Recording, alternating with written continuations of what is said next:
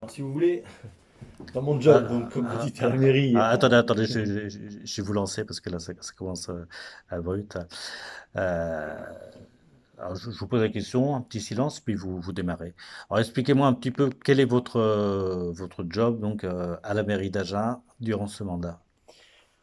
alors écoutez, pour ce mandat 2020-2026, j'ai à ma charge le défi des nouvelles mobilités. Alors, le défi des nouvelles mobilités, c'est assez large puisque ça va euh, du plan vélo, si vous voulez, avec le Agen ville cyclable, à la facilitation, si vous voulez, de l'acquisition de véhicules type électrique, enfin voilà, et l'aménagement qui va avec. Ça va aussi par la facilitation euh, de l'achat et à l'incitation à l'achat de véhicules vélo électriques. Voilà. Donc évidemment, puisque euh, on rend plus facile l'accès à la ville par ce type de véhicules, eh bien, j'ai également à ma charge tout ce qui va être voirie, donc, mais également les grands aménagements urbains. Et on ne pouvait pas séparer de tout cela l'accessibilité et le handicap, qui sont prioritaires au vu de la loi de 2005 euh, lors de nos déplacements. Voilà. Pourquoi le passage de 30 km/h à 20 km/h dans l'hypercentre vous paraît nécessaire? Bah, déjà parce que c'est un constat que font les Agenais. Ceux qui aiment et vivent en centre-ville et viennent consommer en centre-ville aiment le faire majoritairement à pied, à vélo ou en utilisant des mobilités douces type trottinette, skateboard électrique, etc.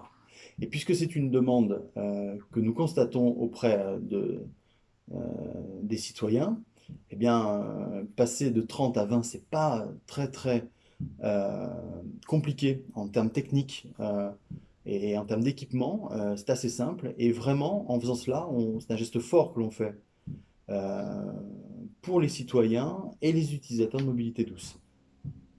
Il y a deux projets qui sont d'importance et d'envergure, les rénovations et l'aménagement des places Jasmin et du Pin, qui sont tous les deux des cas très différents. Oui. Alors pour ce qui est de la plage Jasmin, bah, écoutez, c'est l'accès quand on arrive du sud, hein, de l'avenue Général de Gaulle, et qu'on a cette vue sur le boulevard où est Jasmin. Écoutez, l'idée, c'est vraiment de rendre une belle visibilité à la fois au boulevard, à la statue de Jasmin, au prolongement qui peut être fait là quand on se met sur le carrefour juste en face, et dire que, eh bien, on a un espace perdu en fait près de la statue. Je vais remarquer, il y a un grand espace vert autour que les voitures n'utilisent pas, que les piétons n'utilisent pas, et qu'on pourrait rendre simplement accessible pour profiter à la fois peut-être de mobilier urbain, mais de terrasses étendues, et qui nous donnerait une belle visibilité sur le boulevard sans pour autant gêner la circulation. Ça, c'est un des premiers grands projets que l'on a donc pour ce côté d'accès au boulevard. Et puis ensuite, de l'autre côté, le pain, bah, tous ceux qui sont à Genève et vivent à Agen savent que le pain c'est compliqué. C'est compliqué d'y circuler en voiture, c'est compliqué de le traverser à pied, c'est compliqué de faire quelque chose en deux roues, à vélo, enfin voilà.